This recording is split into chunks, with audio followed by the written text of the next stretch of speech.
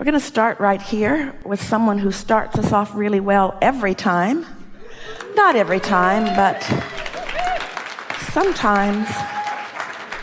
After Jerry made his transition, the first seminar that Esther did without him, oh, he's all over the place. Have any of you spotted him yet? He's a big ball of energy, and if you can see energy, you'll see him. But that first seminar, Esther was thinking about the potency of his questions. And in that first seminar, we found this guy, put him in the chair, and Esther never worried about that again. Because she realized that there are deep thinkers who are steeped in all of this and in life who can continue to verbalize in words those leading edge questions. And so, nice to be back. I'd like some help with recalibrating something for myself because I feel like I have created my own vibrational impasse within me. Yeah. If there is one, you always did it. Right. And don't feel bad about it because they just keep showing up and then you calibrate around them. That's what path of least resistance is, moving around the blockages. Don't even have to remove the blockages. Just find a way around them. Okay. Isn't that good? That means you don't have to rid the planet of everybody else. They can still stay. So just a brief review. So when I know you have talked about when someone says they love somebody else, that you're using that person as an excuse or a reason to line up with your source. Give us a little broader description. Sure. There's a lot of theys and somebodies, and so right. Let's get clear about who's who in this scenario before we tell you all things that are wrong. Okay, fair enough. So there's a person in my life that I have great affection for, and it isn't reciprocated. And that drives me a little nuts.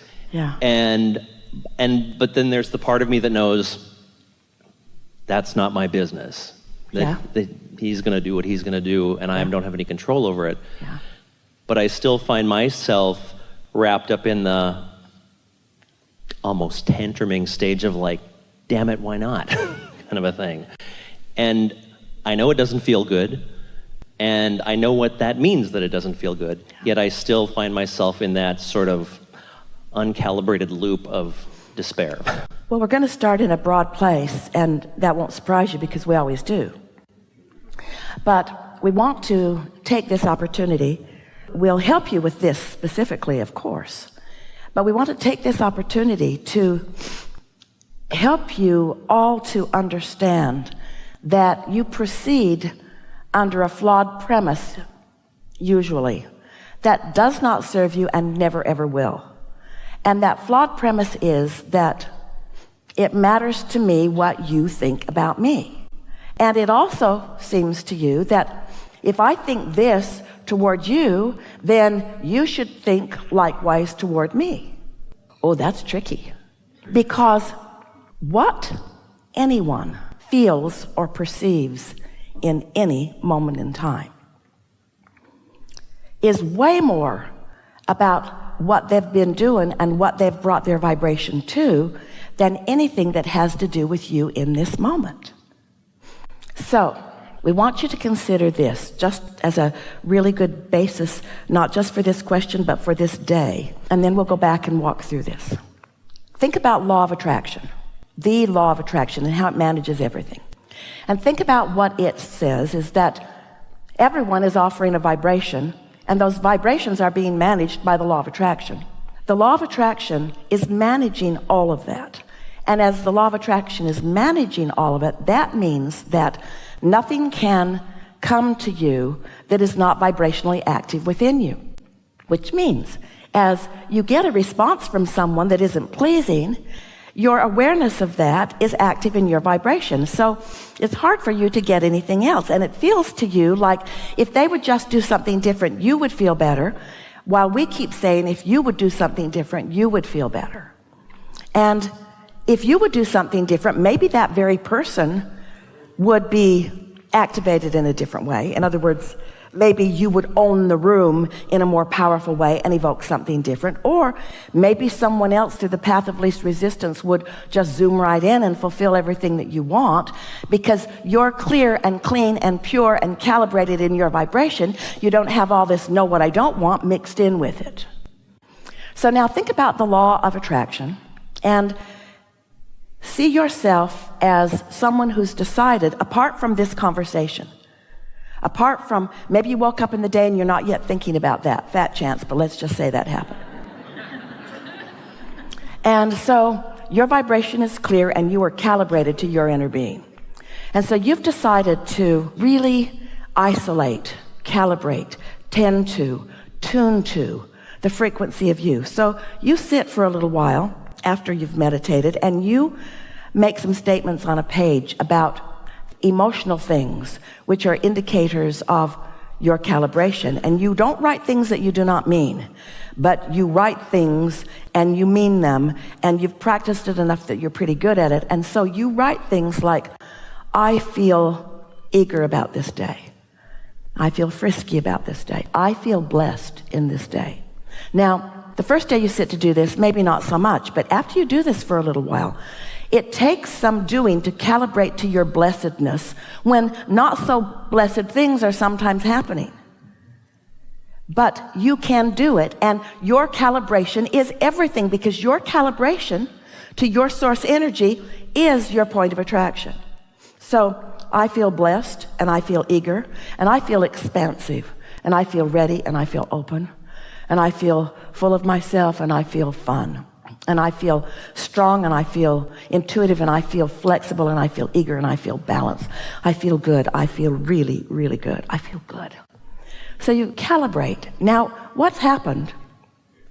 Whether you write it or just say it, it's better to write it because you'll focus better. And it's better to do it the next day and the next day and the next day and the next day and the next day, because after a little while it really catches on. And when you write those words, you feel the resonance of them because it lights your inner being up with you. The two of you become a powerful, dynamic, powerful, good-feeling team.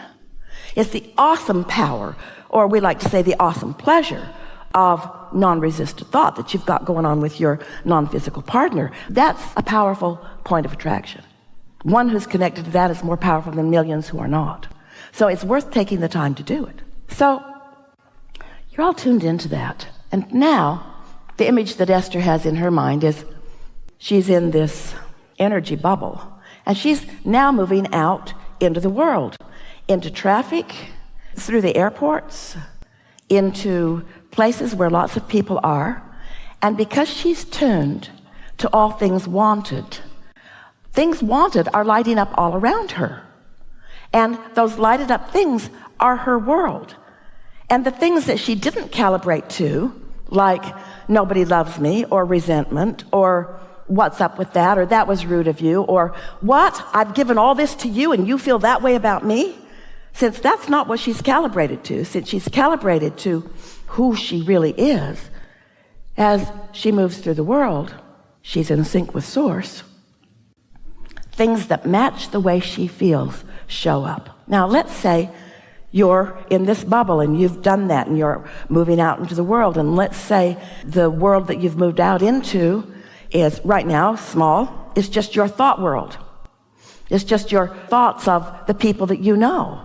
And because you've calibrated to this, the people that are going to come to your mind are the people who are calibrated there with you. People in a bad mood aren't going to come to your mind. People not in love with life and not in love with themselves are not going to come to your mind. And so just in your thought world, you are already cleaner, purer, more calibrated, but then you move into the day. Then you move into conversations. Just the ideas of who you will reach out to will be about what you're calibrated to. You can always tell two ways. You can tell what you are vibrational matched to. We've been saying this forever. One is how you feel and one is by what happens. But most people don't even think about calibrating until they bump into something unwanted, and then we love you so much, it's too late. Too late for now. You're just going to bump into them, and you're just going to get your feelings hurt, and you're just going to have a bad experience, and you're going to blame it on them, and you're going to practice the uncalibration of your inner being while you practice resentment and other things that just don't serve you at all. And so you just can't get around this. You got to clean up your vibration. And just because somebody is misbehaving by your standards to you doesn't mean you have to notice it and take it in. So you got to do something about that sensitivity. Well, that's not an easy thing to do, because most humans have been doing it for a very long time. Most of you have been calibrating. Oh, we love you so much, but we love you so much. You've been calibrating to others' response of you, as if that has anything to do with anything, because they, like that one individual, like the world at large, is a mixed bag that will give you what you've calibrated.